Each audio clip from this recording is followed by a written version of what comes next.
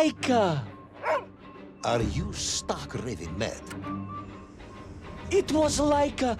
I am sure of it. That spirited little dog saved me. Laika saved you in her little space machine. I believe the correct term is capsule, General. Don't push your luck any further, Ivan Ivanovich. I fear it might snap. Oh, my apologies, General. In my excitement to explain what I discovered on the far side of the Metagalacticus Interiorus, I got carried away. And it happened like this. A rocky moon. At the center of the Earth. The source of all creation, General. A place where time flowed like rivers, and boulders of raw matter rained like comets upon the cratered rock. Another miraculous escape from death. Another happy accident. It was no accident, General. Laika took me there entirely deliberately. I'm sure of that. She continues to be a heroine and a savior and protector of our great nation.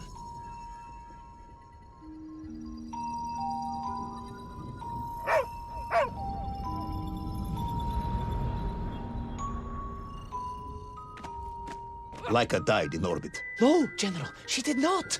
She's very much alive and happy, and currently living several miles below our feet. Laika is dead, Ivan. She most certainly is not, General. This is the real world, Tovarish. A world where you did not go to the center of the Earth, and Laika died in orbit. In my world, General, Laika is still alive.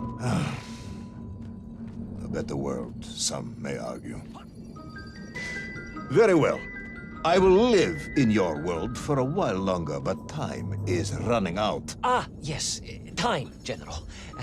I was just coming to that. There in the distance it stood, enveloped in a mighty time storm. The world clock, General. The beating heart of all history. The Axis Mundi, the pillar of the world. Not enough to conquer Russia by drilling back to the surface with his magical mind-controlling atomic radio set, then. No, General. You see, what if he could fuse Little Orpheus directly with the world clock? Then his message would radiate with every tick and every talk. He would not simply be the Tsar. He would be the Tsar of all time, the eternal tyrant. The literal incarnation of everything our glorious revolution stood to overthrow.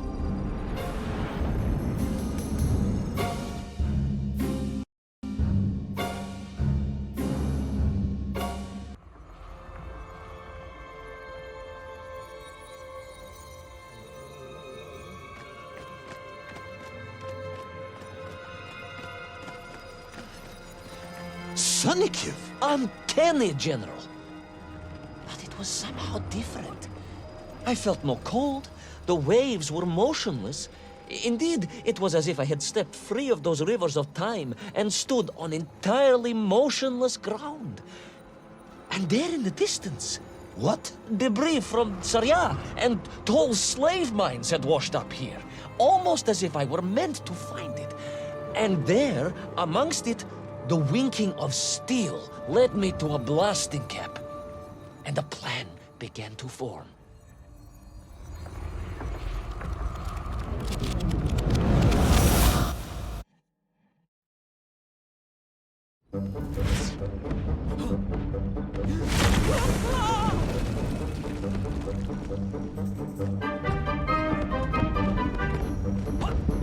The terrain was ferocious. Explosive eruptions of fire and heat. Thunderous emissions.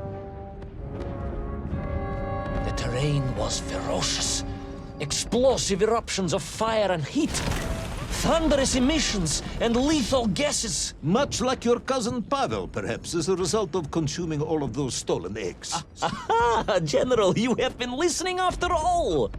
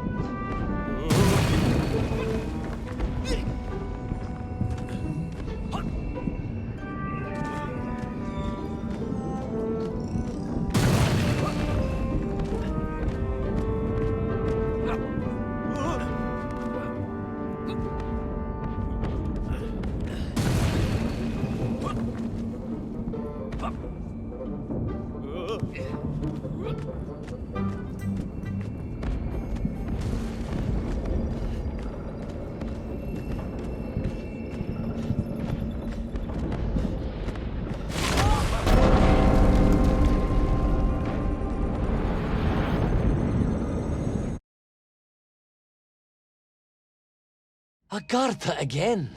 But why? You are stalling, comrade. The clock is ticking. Tick-tock, tick-tock! Of course! In a flash of inspiration, I understood. It was all wrong, you see, General. That we can agree on. We should never have gone to the center, because without little Orpheus, Toll could not have become the tyrant he had. The rocket drill was his means to reach the world clock, but it was little Orpheus that enabled him. And the time itself, the world clock itself, was determined to make matters right. With a little help from you, of course. Merely a simple pawn in a game played upon a cosmic scale, General. But a pawn who understood that he was being given a second chance to grab a chunk of the explosive resin that wondrous city was built upon.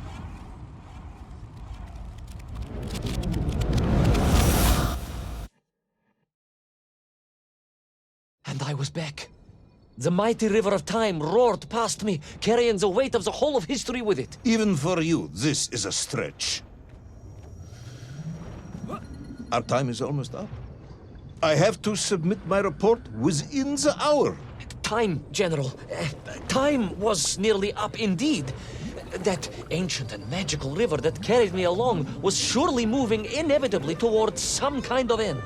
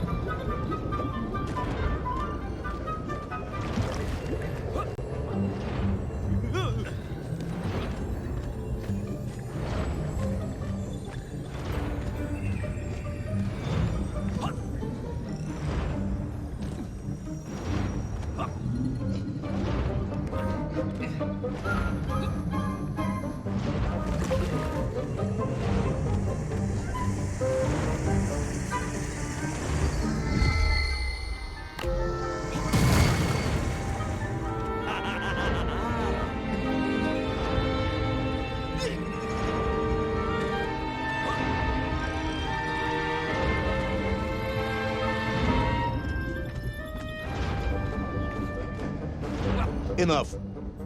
No more Privalov. No more stories. No more lost worlds and space domes. I'm full of it. It is nearly midnight, and you have not given me the adequate explanation for the whereabouts of little Orpheus and the atomic bomb. But, General, I am about to tell you what happened when I finally caught up with the villain Toll. I do not care, Tavarish. I simply do not care. You have worn me down, and it is time to call a halt to this. I bear you no malice, comrade. In many ways, I admire you, but time is running out. Yes, General, yes. Time.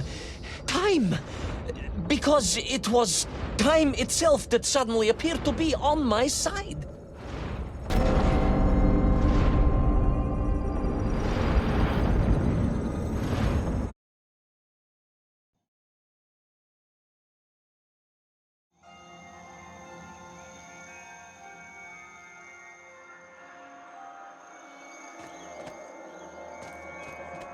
Perhaps the world clock was so impressed with your egg-wearing antics, it decided to return you to Plutonia for a second attempt.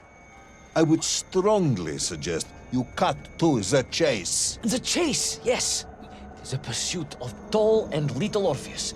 I stood there with the resin fragment in one hand and the blasting cap in the other, and then, just like that, a clock began to ring. The world clock? No, General, an alarm clock.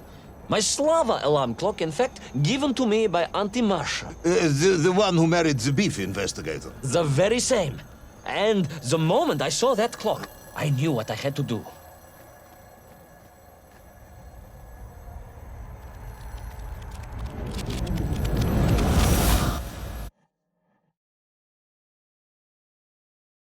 Yes, I'm waiting. A bomb, General. A bomb to destroy a bomb. So, you decided to build a bomb, eh? A bomb to destroy little Orpheus. It was a simple plan, really, General. Yes, you are very fond of your simple plans.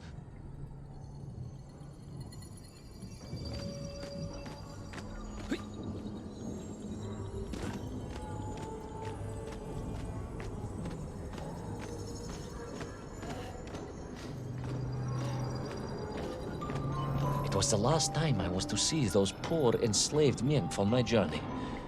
As they scurried in agitation around the base of the rocket drill, now a dreadful weapon of war in the hands of a madman, I was reminded of my mother. Your mother looked like a nymph? That is extremely disrespectful, comrade. No, I meant I was raised by my mother from an early age, of course. My childhood memories of my father were all too brief. You are rambling, Comrade Privalov. Time is running out. Dieni Rezinovi.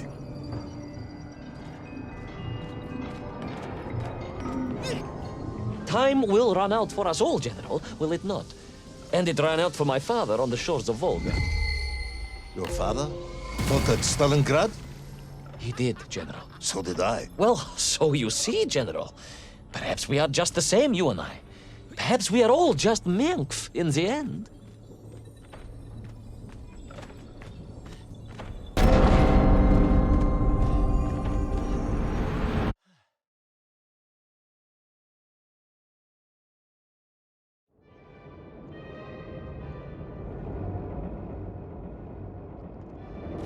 What possible use in the construction of a bomb could be found in the belly of a giant whale? Were you perhaps planning on using a worm as a fuse? That would be ridiculous, General. I would hate to undermine your otherwise entirely plausible account. You forget, General. The belly of the beast was full of shipwrecks. And on one of them, I was bound to find what I was looking for. Fuse wire. Comrade, yes, you'd forgotten all about the fuse until I reminded you, hadn't you? General, your cynicism is unbecoming to a man of your rank and stature.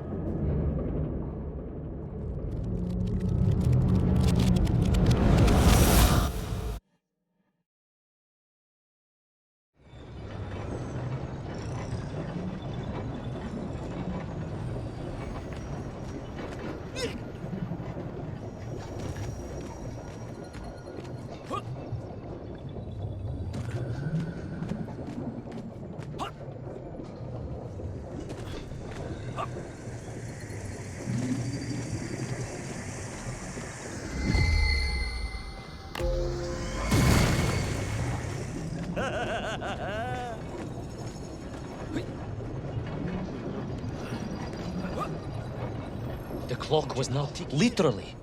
I was surrounded by time, immersed in it, floating along a river of it on a raft made of history, seeking the next moment of opportunity to hurtle backwards amongst those lost worlds. I am a patient man, Tavarish. I lost 3 toes in the winter outside Sharkovskaya in 42. A drunken dentist removed 2 frostbitten toes and 1 perfectly healthy one.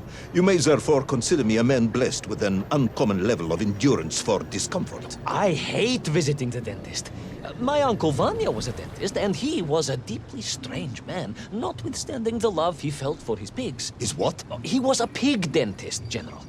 He always claimed that the human mouth presented an insufficient challenge. Let me challenge you, comrade. You will tell me what happened to little Orpheus. My patience is exhausted. I am done. But we are nearly there, General. The world clock was shortly to strike again and transport me... Well, who could guess where?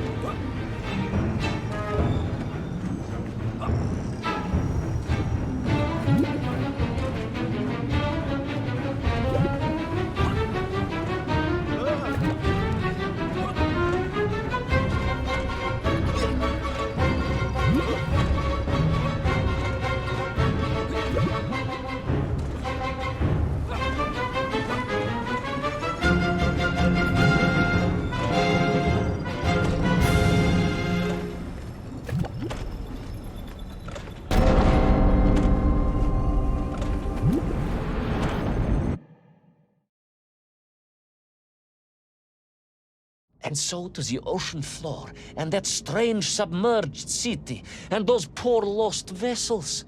To find a shell case to hold all of my scavenged ingredients, the last piece I needed to construct my bomb. Ah, yes, I have been waiting for this. General? Time, Ivan Ivanovich.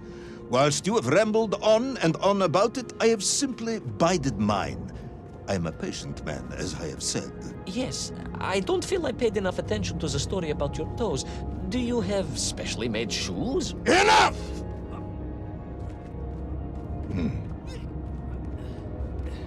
Now I have your full attention. Indulge me, Tavares. Explain to me how you made this bomb. General? Your bomb, comrade, that you so brilliantly constructed to destroy little Orpheus. Tell me how you made it.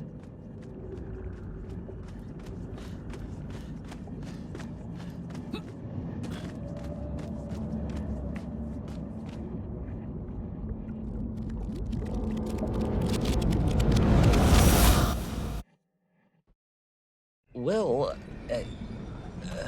In detail. The type of detail that should present no problem to a man who is actually capable of building a bomb, which I suspect would be an entirely different man to one who cheated on his entrance exams for the cosmonaut program.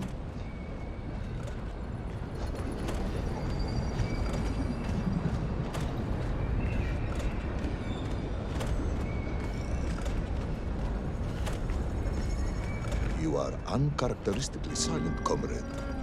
Cat, got your tongue? if I may, General, perhaps just a minute or two to gather my thoughts? There are precious few minutes left. We have reached our conclusion, I think.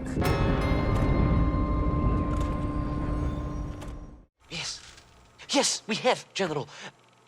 I gazed up at the world clock and knew I had arrived at my destination. Whatever lay inside would see my journey end one way or another. But I had no idea of the marvels that awaited me. And The bomb, Ivan Ivanovich! Tell me how you built the bomb! it was a wonderful sight. The world... It is 2 minutes to midnight, Ivan. It is time to end this story.